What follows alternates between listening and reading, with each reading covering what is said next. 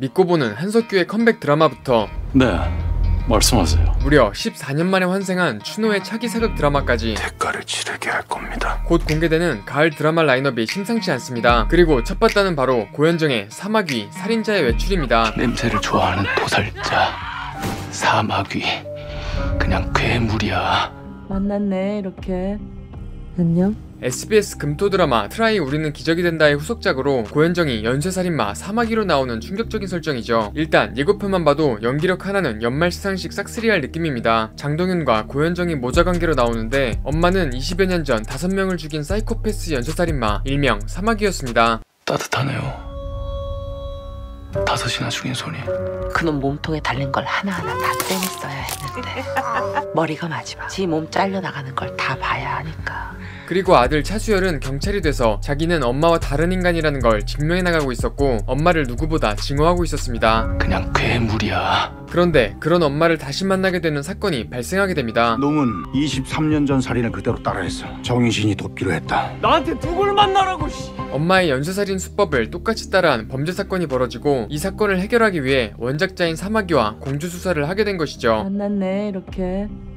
안녕. 똑같이 따라했다며.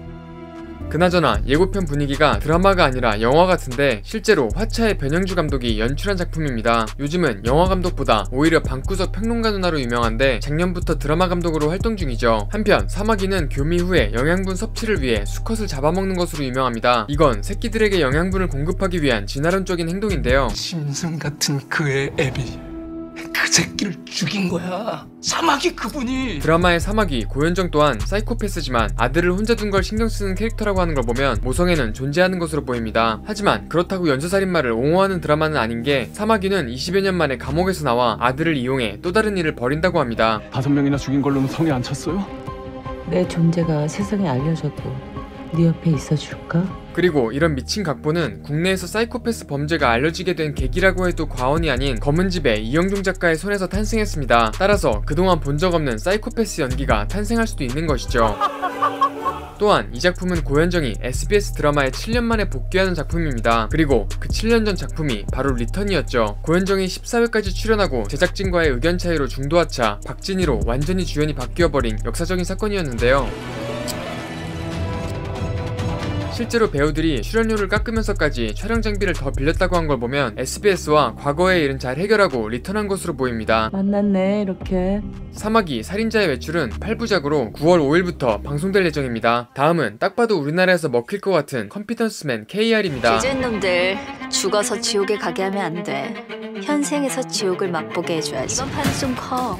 평소에 더블 정도? 더블로! 일단 대략적인 내용은 신용 사기꾼 3명이 빌런들에게 창의적인 방법으로 돈을 뜯어내는 이야기인데요. 내 남편과 결혼해줘의 박민영, 그리고 원빈 다음으로 아저씨의 이미지를 떡상시킨 박희순이 주인공으로 일단 배우 캐스팅부터 신선하죠. 우선 박민영이 맡은 윤희랑은 IQ 165의 천재 소시오패스에다 재벌가의 외동딸로 가능한 모든 설정을 다 갖다 붙인 사기캐로서 컴피던스맨 팀을 만든 리더입니다. 나는 굉장히 지니어스한 소시오패스거든.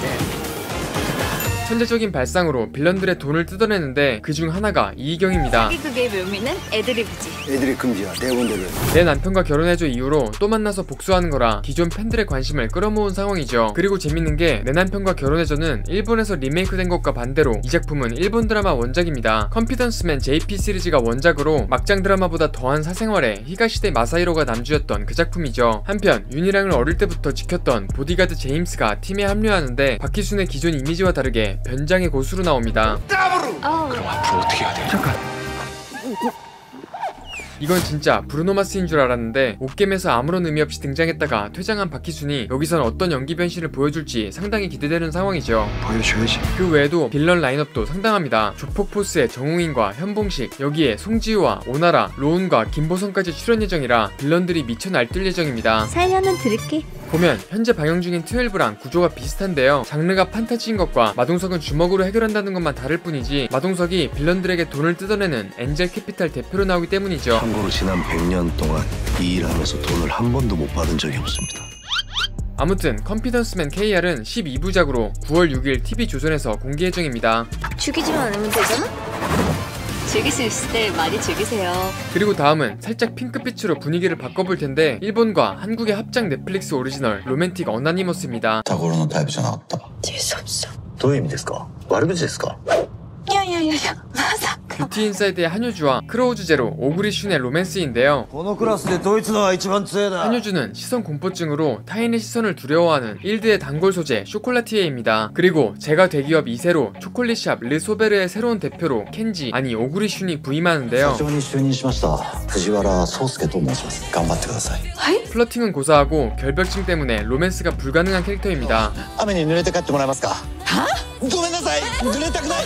예고편 느낌만 봐도 궁금해지는 로맨스는 오랜만인데 요즘 한국 드라마에 존잘 재벌2세 남자 주인공이 실시간으로 플러팅을 날리는 레파토리에 질린 분들에게 제격일 것 같죠. 僕のこと好きになられたら困るんですけど。いやいやいやもう絶対そうはならないから 일본 남자 특유의 가식 없는 털털한 매력과 솔직한 한국 여자의 케미가 제대로 시너지를 낼 것 같은데 개인적으로 약간 파리의 연인 느낌도 있는 것 같습니다. 애기야 가자. 추가로 송중기까지 특별 출연 예정이라 로맨스 안 보시는 분들도 10월 16일 넷플릭스에 공개되면 한번 도전해보시면 좋을 것 같습니다. 花びらついてたか。 다음은 TVN 월화드라마 차기작 신사장 프로젝트입니다. 계신 곳이 어디? 말씀 주신 시간 맞춰드리겠습니다. 19,000원입니다. 무려 한석규 주연으로 치킨집을 운영하는 신사장 역을 맡았는데요. 말로 합시다. 말로. 극한 직업과 비슷하게 진짜 직업은 치킨 튀기는 일이 아니었죠. 바로 일상에서 일어나는 어떤 분쟁이든 말로 해결해버리는 협상가였습니다. 대체 어쩌다 이렇게 욱하는 사회가 되어버렸을까? 열내지 말고 욕하지 말고 지랄하고 자빠졌네. 말로 합시다. 말로. 신사장? 장난 아니지. 협상 끝. 그런데 그냥 협상가가 아니라 전직 인터폴 위기협상 자문에 인질협상부터 FBI 협상까지 미친 경력을 가진 월클 협상가였습니다. 그런데 15년 전 약에 취한 괴한에게 아이를 잃게 되고 치킨집을 운영하게 된 것이었죠. 네, 나 바빠. 진짜 궁금해서 그러는데요. 뭐 하시는 분이세요? 나요? 내가 신사장. 신사장! 여기까지만 들어도 한석규 연기력 폭발하는 소리가 들리는데요. 어쨌든 다 떠나서 한석규 주연 드라마라는 것이 감사할 따름이라 9월 15일 TVN에 공개되면 믿고 정주행 달려도 될 것 같습니다. 준비해. 신사장 프로젝트. 다음은 예전부터 넷플릭스 기대작으로 손꼽혔던 굿뉴스입니다. 일본의 공산주의 단체 적군파가 비행기를 납치해 북한으로 향했던 요도호 사건을 다루는데 이 문제를 해결하는 데 있어 한국이 중요한 역할을 했었기 때문에 한국 오리지널로 나온 것이죠. 일어난 사실, 약간의 창의력, 이려는 의지, 이 세 가지가 잘 합쳐지면 잘 보면 설경구가 북한 인민군 복장을 하고 있는데 김포공항이 북한인 줄 알고 착륙해서 공항 전체가 북한인 척을 하는 모습입니다. 진짜 인터넷이 없던 시절엔 오히려 상상력이 풍부했던 것 같은데요. 설경구가 이름 모를 해결사 류승범이 중앙정보부장으로 나옵니다. 박정희 정권 당시에 제5대 중앙정보부장을 연기했는데 날아가는 새도 떨어뜨린다는 절대 권력을 갖고 있는 인물이라 어떤 연기를 보여줄지 상당히 기대되는 상황입니다. 여기에 크로우즈 제로 세리자와까지 일본인 역으로 나온다고 하는데요. 굿뉴스는 오는 10월 17일 넷플릭스 독점 공개 예정입니다. 다음은 또 다른 시대극 100번의 추억입니다. 1980년대 시대극으로 지금은 없어진 버스 안내양들에 대한 이야기인데요. 보자마자 영화 써니가 생각났는데 실제로 둘 다 1980년대 배경이죠. 일단 100번 버스의 안내양으로 일하는 김다미는 모범 안내양입니다. 그리고 안내양 합숙소에 신입이 들어왔으니 바로 어린 연진이 신예은이었죠. 여긴 오늘 들어온 신입. 잘 부탁한다. 그 시절 비주얼이 아닌 것 같은 미모로 써니의 민효린 포지션 같은데 각자의 꿈을 마음에 품고 있는 여고생들로 둘 다 급속도로 친해지기 시작합니다. 너 엄청 열심히 살던데? 대학 가고 싶다. 나는 미스 코리아나 될까봐. 싫어. 그리고 둘이 동시에 좋아하는 남자가 있었으니 2025년 헤어스타일의 존잘 고딩이었죠. 심지어 금수저라고 하는데 이 정도면 둘이 동시에 좋아하는 게 우연이 아니라 필연에 가까운 느낌입니다. 무슨 일? 나한테 운명적인 사랑을 꿈꿨으니까. 사실 여기까지만 보면 그냥 로맨스 시대극인 것 같지만 제가 이 작품을 기대하고 소개하게 된 이유는 삼각관계인 셋 중 하나가 갑자기 사라진다고 하고 셋을 갈라놓는 사건이 발생한다고 예고됐기 때문입니다. 개인적으로 어린 시절에 아프고 아련한 청춘 이야기를 좋아하는 편인데요. 태극기 휘날리며와 써니의 엔딩씬이 대표적이죠. 돌아온다고 약속했잖아요. 왜 이러고 있어요? 써니 리더 자리 임남이한테 넘기고 간다. 따라서 얼마나 과거의 이야기를 아련하게 그려내느냐가 관건일 것 같은데 가을이라 그런지 넷플릭스에도 감정을 뒤흔드는 작품이 떴습니다. 안 가졌으면 좋겠어 나처럼. 바로 넷플릭스 오리지널 은중과 상현입니다. 유미의 세포들의 콤비 김고은과 박지연의 우정 이야기인데 주제가 생각보다 뻔하지 않고 묵직합니다. 일단 20대부터 30대 그리고 40대까지 김고은과 박지연이 연기합니다. 그리고 그 과정에서 2번이나 절교를 하는데요. 우리 다시 보지 말자. 널 외롭게 만든 건 너야. 둘 사이엔 선망과 원망이 혼재되어 있었고 이런 어린 시절 친구 관계는 흔히 그렇듯 나이가 들면서 원망 쪽으로 기울기 마련이었습니다. 난 천상연의 성공에 동의가 안 돼. 다 있잖아. 근데 난 아무것도 없어. 여기까지도 그냥 특별한 느낌은 없었는데 마지막에 지나간 한 컷이 유독 마음을 끌었는데요. 은중아, 부탁하고 싶은 게 있어. 실제로 스위스입니다. 말기 암 환자인 40대의 상현이 존엄사를 택하고 은중에게 스위스로 같이 가서 조력 사망을 도와달라고 부탁하는 이야기가 나온다고 합니다. 은중과 상현은 무려 15부작으로 9월 12일 넷플릭스에 공개될 예정인데 경쟁사 디즈니 플러스에선 정반대의 노선을 준비하고 있었으니 바로 디즈니 플러스의 최초의 사극 액션 탕류입니다. 사는 게 참으로 사나운 꿈이다. 이게 로운입니다. 그동안의 깔끔한 존잘 이미지는 버리고 완전히 춘우로 변신했는데 예고편 보기 전에 일단 들으셔야 하는 배경이 있는데요. 감독이 광의 왕이 된 남자 추창민이고 실제로 춘우의 천성일 작가가 14년 만에 쓴 사극인 것이죠. 주연보다 제작진 라인업이 더 기대되는 상황인데 예고편을 보면 진짜로 춘우2를 떠올리게 만듭니다. 도망쳐. 어떻게든 살아야 된다. 대가를 치르게 할 겁니다. 로운이 과거를 감춘 조선 길바닥 양아치로 나오는데요. 실제로 어떤 반란 같은 사건이 벌어지고 도망치는 것으로 보입니다. 그 이후 춘우의 모습으로 길거리를 전전하며 복수를 꿈꾸는데 당시 조선은 부정부패로 혼탁해진 것으로 나옵니다.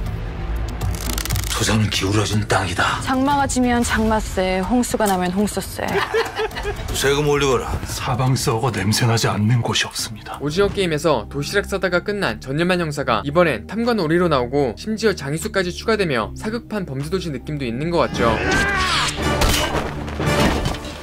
갑자기 찾아와가지고 또 못살게 구네. 그리고 권력자에게 칼을 들이대는 로운의 모습이 나오며 액션 드라마로서의 기대감을 높였는데요. 지겨운 세상. 이 지랄 같은 세상. 진짜 대길이가 특별 출연으로 한 번만 등장해주면 디즈니 플러스 구독자 수가 순식간에 떡상할 것 같죠. 파인 촌뜨기들에 이어 9월에만 북극성과 탕류를 선보일 예정으로 넷플릭스를 따라잡을 것 같은 디즈니 플러스인데요. 혹시 혼자 살아서 디즈니 플러스 구독을 못하고 계신 분들은 1인용 가격으로 프로필 하나만 쓸 수 있는 방법도 있으니 관심 있으신 분들은 고정 댓글 확인 부탁드립니다. 아무튼 넷플릭스 입장에선 킹덤 이후에 여러 사극을 시도했지만 흥행에 실패했기 때문에 이번에 디즈니 플러스가 사극으로 두각을 보이면 꽤나 배가 아플 것 같은 느낌이죠. 어째서? 다 떠나서 광해나 춘우 느낌을 조금만이라도 살린다면 대박 확정이라 9월 26일까지 같이 존버해보면 좋을 것 같습니다. 지겨운 세상. 죽는 것도 복이다. 앞으로도 가장 빠르게 국내와 해외 작품 소식을 업데이트 받고 싶으시면 구독과 좋아요 부탁드리고 국내 최초로 최근에 월드오제트 2편 소식을 전해드린 영상 추천드리며 영상 마무리하겠습니다. 지금까지 넷플릭스의 에리였습니다.